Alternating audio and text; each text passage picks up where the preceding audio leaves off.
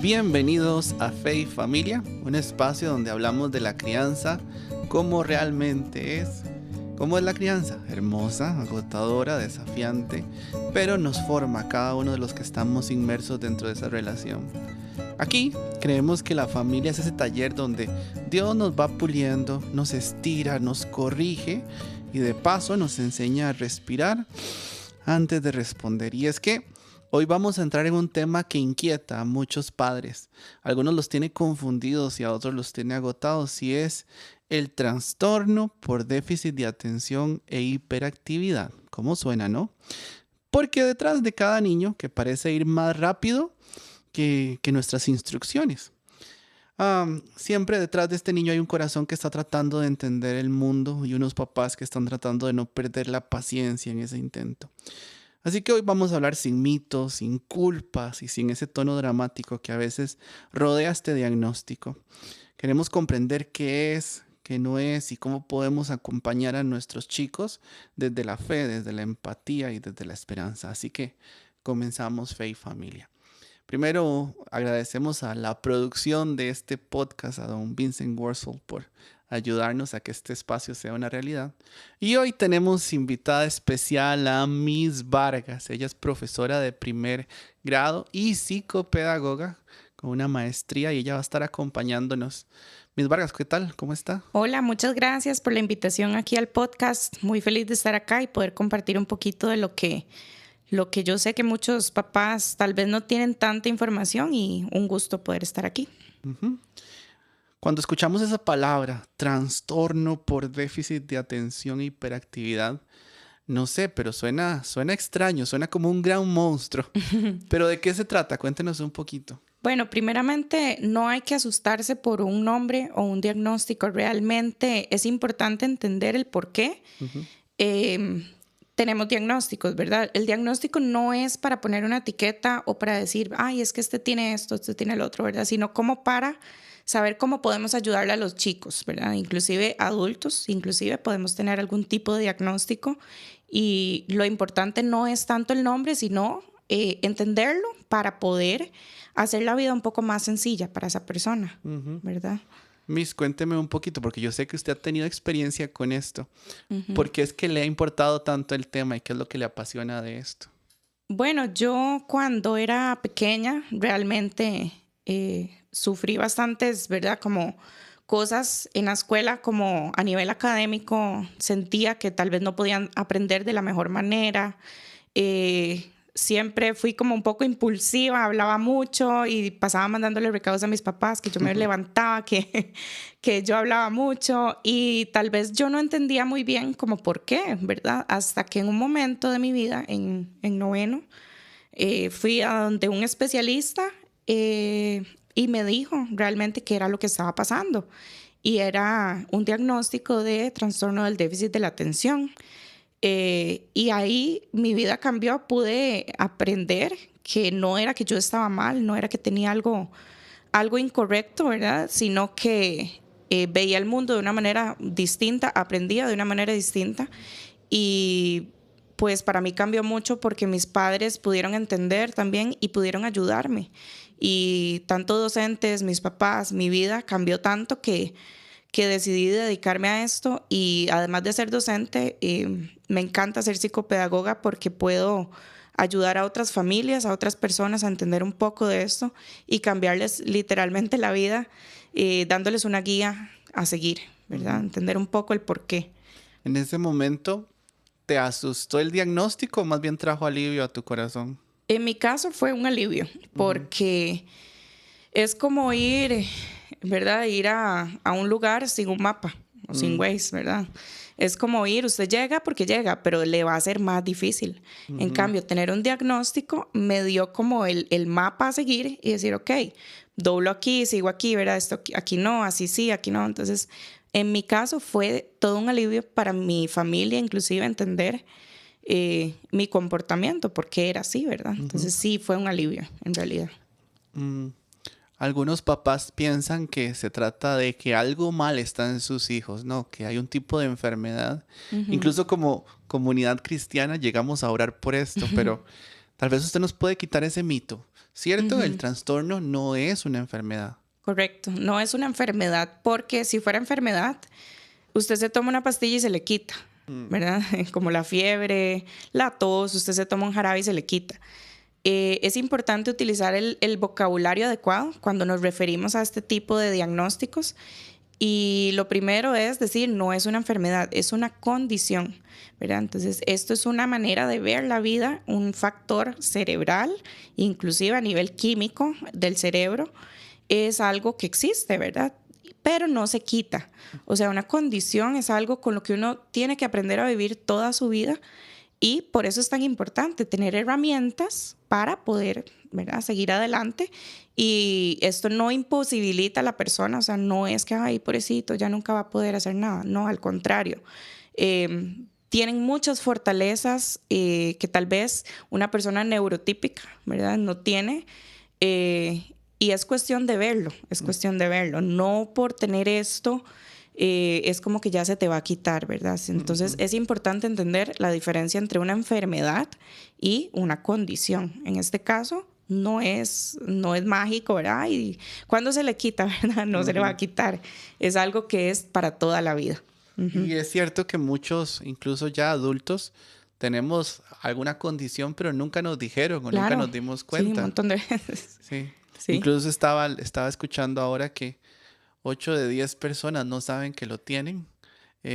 Y es alarmante, ¿no? Bueno, Claro. cuando nos dimos cuenta de niños y nada más crecimos con ese estigma de que ese chiquito se porta mal, y en realidad tal vez no era eso, era nada más que el cerebro estaba pensando de otra manera o estaba haciendo las cosas distintas. Claro, y mucha gente tiene miedo de inclusive ir a un especialista, porque creen que es algo vergonzoso, algo mal, y en realidad no hay nada de qué avergonzarse. Es simple y sencillamente buscar la manera que esta persona aprende, la manera que esta persona puede potenciar inclusive cosas distintas que los demás no tienen, que tal vez no lo saben. A veces esta misma energía se puede convertir en un motivador, ¿verdad? De Tony Robbins, ¿verdad? De muchos charlistas, ¿verdad? O personas que inclusive son actores, han dicho que ellos han tenido este tipo de condiciones y son sumamente exitosos. O sea, no tiene nada que ver con el éxito tener un diagnóstico, ¿verdad? Miss, tal vez usted nos podría explicar un poquito cuál es esa diferencia. Usted lo hablaba del neurotípico, ¿no? De la persona neurotípica y una persona con TDAH. Ok. Bueno, hay que entender, ¿verdad?, que cuando hablamos de déficit de atención hay diferentes tipos. Entonces, hay, ¿verdad?, como estereotipos que a veces la gente solamente por la televisión puede ver o es el que más se nos ha vendido. Sin embargo, es importante entender que se divide en 3, ¿verdad? Okay. Hoy vamos a hablar solamente de el trastorno de déficit de la atención con hiperactividad. Sin embargo, puede existir otros tipos, ¿verdad? Pues bueno, una persona con este trastorno, ¿verdad?, presenta mucha impulsividad. Puede ser buena, pues, si se direcciona bien, pero usualmente vamos a ver que hablan mucho, no te dejan terminar la frase porque se desesperan, entonces quieren terminar lo que usted empieza a decir y a veces ni siquiera es la palabra. También son muy impulsivos a nivel motor, o sea, normalmente usted va a ver que están en constante movimiento, están buscando ayudar, les encanta ser ayudantes, muchas veces les gusta la música, deportes, son personas muy activas. ¿Por qué? Porque tienen tanta energía que tienen que aprender a canalizarla en diferentes cosas. No es mala. Sin embargo, depende del ambiente, eso es lo que tenemos que trabajar, en donde sí, en donde no. Son personas también que pues bueno, hablan mucho, se paran, se trepan en muebles cuando son más pequeños, tienden a frustrarse de una forma muy rápida con tareas que les requieran un poco de esfuerzo mental, ¿verdad? Cosas que tal vez no sean tan fáciles para ellos, pueden resultar en un desborde emocional. No importa la edad, desde muy pequeños se puede observar que tratan de hacer las cosas rápido para salir del paso y lo dejan tirado. esto es muy normal, ¿verdad? Por toda la parte cerebral que es diferente a una persona neurotípica. Entonces, así es como podemos ver como ciertos factores que me indican que puede tener esto. Entonces, partimos de la premisa de que no se trata de un cerebro que está dañado. Es solamente un cerebro que todo lo hace de forma diferente, lo procesa de forma diferente a otras personas. Miss, hablando de esto, yo me imagino que algunas mamás ahorita, algunos padres que están escuchando el podcast, tal vez dijeron, uy, mi hijo hace esto, él se sube a los muebles y entonces ya ahorita van a pedirle una cita que después nos puede dejar el número de teléfono. Pero, ¿cuándo podemos darnos cuenta de que nuestro hijo posiblemente puede tener Muy importante trastorno? esa pregunta porque nunca podemos obviar que hay que ir al especialista que es. Porque yo como mamá puedo ver muchas señales y es importante, ¿verdad? Los docentes pueden ver muchas señales. Sin embargo, es importante entender que para un diagnóstico se necesita que sean 6 meses de un comportamiento seguido. Okay. Ajá, entonces no es que hoy brincó sobre la refri, ¿verdad? Y entonces ya tiene déficit atencional, no. O sea, es una serie de comportamientos que en realidad se evalúan con un manual de trastornos que se llama DSM-5 y de ahí partimos, en una observación tanto en la escuela, en casa, y es muy extenso. O sea, no es algo que yo pueda decir, ay, sí, yo vi que es muy inquieto, ¿verdad? Entonces ya tiene, no.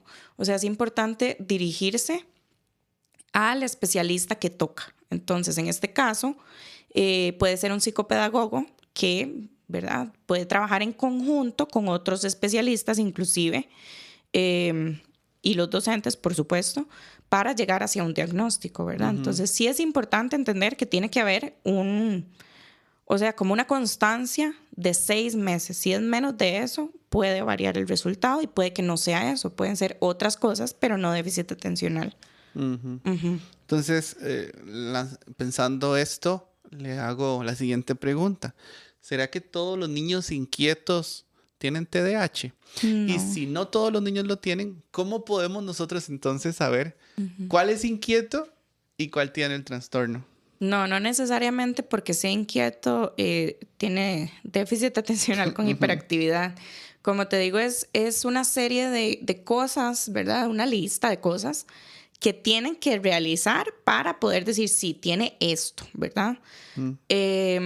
Puede ser que desde temprana edad pueden empezar ciertos señales, ¿verdad? Como que usted diga, ay, sí, qué raro, mira, deja todos los trabajos incompletos, se frustra mucho, me llaman mucho de la escuela diciendo que no quiere trabajar, ¿verdad? Ese tipo de cosas pueden ser una señal. Sin embargo, no siempre va a indicar eso. Puede ser muchas cosas, ¿verdad? Cosas conductuales, puede ser inclusive algo tan sencillo como que el niño no durmió bien. O sea, pueden ser demasiados factores, pero para poder determinar un diagnóstico sí se requiere primero ir a un especialista, mucha observación de parte de los docentes, hacer bitácoras de cosas que hayan observado durante un tiempo determinado, ¿verdad? Hay muchos padres que tienen miedo de llevar a sus hijos a un especialista porque podría darse en algún momento la recomendación de algún tipo de medicación. ¿Cuándo es que sucede esto, Miss? ¿Cuándo es que ya es importante para un niño ser medicado? Bueno, pues esto depende mucho de cada niño. Cada cerebro es diferente. Sí. Yo no puedo llegar y decir, bueno, este sí, este no, porque cada cerebro, cada niño es un individuo pues, diferente. Aquí entra la importancia de acompañarse de especialistas, ¿verdad? Muchas veces se requiere hasta de 2 especialistas para una medicación. Puede ser que empecemos el trabajo, no sé, en la escuela, que el docente primero vio una cosa, se refiere a un psicopedagogo y el psicopedagogo inclusive podría referir a un neurodesarrollista, terapia ocupacional, terapia física, para poder determinar que realmente necesita una medicación. Y la medicación no hay que satanizarla, no es algo malo, porque como les explicaba, hay que entender que el trastorno por déficit de atención con hiperactividad es un factor neurológico, o sea, sucede en el cerebro. así como uno trata otras cosas con medicación, ¿verdad? Es importante entender que esto es algo que no es que lo hacen al propio, o sea, es que está a nivel cerebral.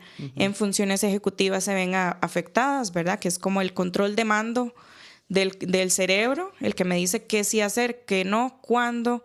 También se ve afectado los neurotransmisores, que vienen siendo como la dopamina, noradrenalina, ¿verdad? Todas estas hormonas que a mí me dicen estar feliz, ¿verdad? La motivación, todo esto se ve afectado. Entonces, muchas veces deciden acudir a la medicación, depende del caso, obviamente. No todos requieren medicación. Depende del caso. Hay casos que sí es necesario. ¿Por qué? Porque necesita algo que le ayude con los neurotransmisores, con sus funciones ejecutivas. Yo he tenido alumnos que es el cambio abismal en su comportamiento y hasta me han expresado en sus palabras, ay, Miss, siento tan rico poder ponerte atención, porque ellos sienten algo diferente. Ay, Miss, qué dicha, hoy sí te pude poner atención, hoy sí pude terminar la práctica. Son pequeñas victorias que las alcanzan con la ayuda de la medicación, ¿verdad? Entonces depende mucho, o sea, no todos requieren, pero sí hay casos que es necesario. Yo me lo imagino cuando usted lo habla, Miss, yo me lo imagino como si estuviéramos a punto de escuchar un programa de radio, pero para una persona con trastorno, él está escuchando el programa de radio, pero está escuchando al pájaro, Claro. pero el carro que está afuera, pero algo que se mueve en la cocina, y como que está respondiendo a todo y a todo de la misma manera. Entonces, Claro. centrarse es un poco más difícil, Es como ¿no? hacer una carrera con obstáculos. Entonces, no es lo mismo para una persona neurotípica, una tarea fácil, que uno diría es fácil, ¿verdad? No sé, una práctica de copiar de la pizarra, que hacer una carrera, ¿verdad? Con miles de obstáculos y brinque, y aquí está embarrielado, ¿verdad? Entonces, es como mucho más complicado llegar a la meta, pero no es imposible. Con herramientas se puede. Inclusive pueden lograr cosas, o sea, que mucha gente quizás neurotípica no ha logrado, y con la motivación necesaria y las herramientas se logran un montón de cosas. Miss, ¿alguna vez este trastorno llegó a provocar en usted algún tipo de problema en su autoestima? Claro, eso es una parte que se ve muy afectada. Las personas que tienen algún tipo de condición, no solamente esta, sino otras, se puede llegar a afectar bastante la parte emocional. ¿Por qué? Porque muchas veces creen que no son lo suficientemente buenos. O muchas veces pasa que el ambiente dicen, ay, es que habla demasiado, ya me tiene como loca, por favor, que me brincó encima, me botó el tajador, ¿verdad? Y a veces ellos se sienten mal porque no lo hacen al propio, es algo que sucede. Y muchas veces es poco comprendido el por qué. Y a veces no entienden que tal vez son comportamientos que son inevitables, mas no son imposibles de controlar. O sea, quiero aclarar que son cosas que se controlan, pero sí pueden llegar a afectar, claro, la parte emocional, ¿verdad? Que no es menos importante. Realmente, cuando uno comienza en terapia con una persona con TDAH, lo primero que se trabaja es eso, las emociones, su autoestima, creer en sí mismo, saber que sí puedo lograr cosas, socialmente puedo ser aceptado, dependiendo, ¿verdad? Entonces, sí, claro, es una parte que hay que cuidar, no podemos olvidarnos y solo centrarnos en lo académico, sino también cuidar de manera integral la persona, ¿verdad? Y creo yo que estamos avanzando a una educación que cada vez es más accesible y más universal, y que tiene más conciencia de lo que están pasando estas personas, de lo que tienen, y que por tanto entonces podemos mejorar, ¿no? El espacio, el momento del aprendizaje. Y por ahí va mi siguiente pregunta. ¿Cree usted que la escuela, no solamente Liberty, sino la escuela como institución, sabe en este momento responder a las personas con TDAH? Bueno, esto es como muy generalizado, pero como todo, ¿verdad? Creo que depende mucho del profesional que esté en cada clase, de la actualización que tenga también los docentes. Es muy importante, pues, el recurso humano, ¿verdad? Creo que en educación, a diferencia de otros trabajos, nosotros trabajamos con personas y tenemos que entender un poco también la diversidad de personas que tenemos dentro de un aula. Es como una caja de chocolates, no sabemos qué chocolate nos va a tocar y no todos son iguales, ¿verdad? Y creo que es importante saber, ¿verdad?, que hay recursos tanto para docentes, papás, ahora hay mucha cosa en internet que nos puede preparar también. Inclusive es importante rodearse de comunidades que hablen de sus experiencias propias, ¿verdad? Con hijos con TDAH, los docentes, es importante no quedarnos con lo que vimos en la universidad, es importante estar en constante actualización para poder crecer y poder ser mejor y darles más herramientas a nuestros alumnos que tenemos dentro del aula.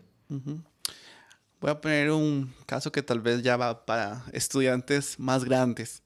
Tal vez un papá sabe que su hijo tiene este trastorno y últimamente ha venido portándose muy mal, contestón y una serie de actitudes ahí difíciles en casa. He estado en reuniones donde los papás me dicen, es que yo sé cuál es la condición de él, por eso él es malcriado. ¿Puedo yo justificar situaciones malas a través del trastorno o eso no tiene nada que ver, Miss? Bueno, realmente, a ver, hay una diferencia entre mala conducta o situaciones conductuales y la impulsividad de una persona con TDAH. Ahora, la mala conducta siempre tiene como un objetivo, o sea, es planificador. Ya el objetivo puede ser llamar la atención de papá, de mamá, ¿verdad? Tal vez de una manera no muy buena. Y a diferencia del TDAH, ¿verdad? Actúan sin pensar, que es muy distinto. Es muy distinto la impulsividad, que a veces ellos mismos se dan cuenta como, uy, perdón, es casi inmediato, se dan cuenta que lo que hicieron estuvo mal. Cuando es un problema conductual, pocas veces sienten como remordimiento o les cuesta un poco más como entender, ok, lo que yo hice no estuvo correcto, tengo que cambiarlo, ¿verdad? Entonces, eso es una. Y cuando es un factor conductual, funciona muy bien las consecuencias, o sea, los modificadores funcionan muy bien, cambia. Cuando es TDAH, ¿verdad? Es como algo como un poco más crónico y generalizado en el sentido de que, como te dije antes, es algo que no controlan en cierta forma. Ahora, sí hay formas de que cambie la conducta, por supuesto. No se vale decir, ay, es que tiene esto, entonces por eso hace esto. No. O sea, así como dije, la condición no llega a afectar el éxito, al igual no es una excusa para decir, hace esto. No se vale. ¿Verdad? En este caso es importante decir, ok, puede ser que sufra un poco de impulsividad, pero con la explicación correcta, con las herramientas correctas, se llega a modificar. No es como que así nacieron y así murieron. O sea, hay técnicas que pueden servir para cambiar. No es una excusa para quedarse portándose mal por siempre, ¿verdad? Pero sí es importante como no utilizar el diagnóstico como pobrecitos o como para justificar una conducta que está incorrecta. Porque está incorrecta en todo lado, ¿verdad? Socialmente es incorrecto. No podemos decir que porque le pegó un compañero porque iba corriendo y no lo vio, ay, no, todo bien, no pasa nada. O sea, no, puede ser que el compañero se vio afectado, puede ser que lo quebró o algo más grave. Entonces, es importante saber que toda acción tiene una consecuencia, ¿verdad? Como todo. Hoy hemos estado hablando con nuestra Miss Erika Vargas, ella es psicopedagoga y nos ha dado una gran charla sobre este tema. Miss, ¿qué tal si antes de despedirnos usted nos puede dar como un resumen o un consejo sobre esta situación? Bueno, como mamá, les diría, no tengan miedo de indagar. Sé que a veces puede ser un poco difícil. El hijo que yo esperaba no es el mismo que tengo y eso es algo que a todos nos puede asustar. Sin embargo, veámoslo como ¿cómo le puedo ayudar? Y muchas veces por brincarse este paso de un diagnóstico, ellos la ven muy difícil y se perpetúa, ¿verdad? Por muchos años y entre más tarde, más difícil lo ven, ¿verdad? Entonces, creo que es importante, ¿verdad? Saber cómo, bueno, yo como mamá lo amo tanto, tanto, que voy a buscar la forma de ayudarle. Voy a buscar el profesional que le pueda ayudar. Como docente, puedo decir, ¿verdad? Tenemos estudiantes diferentes y hay que saber, ¿verdad? Que todos aprenden a un ritmo distinto, darles las herramientas que cada uno necesita y pues sí, digamos, un resumen. No, nunca usamos un diagnóstico para decir pobrecito. Ay, no, es que pobrecito, vieras que él no recoge la ropa porque pobrecito. No, o sea, nunca los veamos como pobrecitos, porque si a mí me hubieran visto como una pobrecita, no estaría aquí, no sería máster, no hubiera sacado muchas cosas, no hubiera hecho cosas que jamás me imaginé. No descuidemos el corazón, importantísimo. Sé que lo académico es muy importante, pero son personas integrales que tienen un corazón, que sufren de la parte social, inclusive de palabras de nosotros como papás. Siempre seamos como positivos, veamos las fortalezas que pueden tener y sacarle provecho, más bien a este diagnóstico, sacarle el provecho a las cosas buenas que puede hacer la persona. Perfecto. Sé que también tiene una página en Insta. ¿Puede decirnos cómo se llama para que los papás la puedan seguir? Bueno, yo trabajo en una clínica por fuera de aquí. También soy docente y psicopedagoga. Y mi página se llama Psico Eri Vargas y aparece en Instagram así. Y también atiendo en una clínica por fuera que se llama Kids and Teens. Entonces, cualquier cosa ahí pueden seguirme. Buenísimo. Vamos a ver cuál es la respuesta de este podcast. Y si se generan muchas preguntas, tal vez en algún momento nada más nos dedicaremos a responder las preguntas. Parte 2. Ajá, la parte 2. Y bueno, vamos a llegar al final de este episodio con este resumen. Y es que cada niño que se mueve, que pregunta, que interrumpe, que se distrae o que se desespera, es un recordatorio de que la crianza nunca y no es un proyecto de control, sino que es un camino de acompañamiento. Dios no nos llamó en ningún momento a tener hijos perfectos, pero sí nos llamó a guiarlos con paciencia, con sabiduría y con esperanza, incluso sobre todo estas situaciones que puedan aparecer en el camino. Por eso, si algo podemos esperar del programa de hoy es esto: su hijo no está roto, su cerebro no está fallando y usted no está fracasando en su función como papá. Y eso lo estamos aprendiendo juntos, profesores, la escuela, usted como papá, todos como comunidad de fe. Señor, gracias por este tiempo que tuvimos y gracias por la oportunidad que nos diste de hablar de este tema tan maravilloso. Tu forma de hacernos es tan variada, Señor, y cada uno demostrando que está hecho a la imagen y semejanza tuya. Agradecemos este espacio, agradecemos por todos los que pudieron escuchar y sacar el tiempo para aprender un poco más. Los bendecimos y nos vemos en el próximo episodio de Fe y Familia.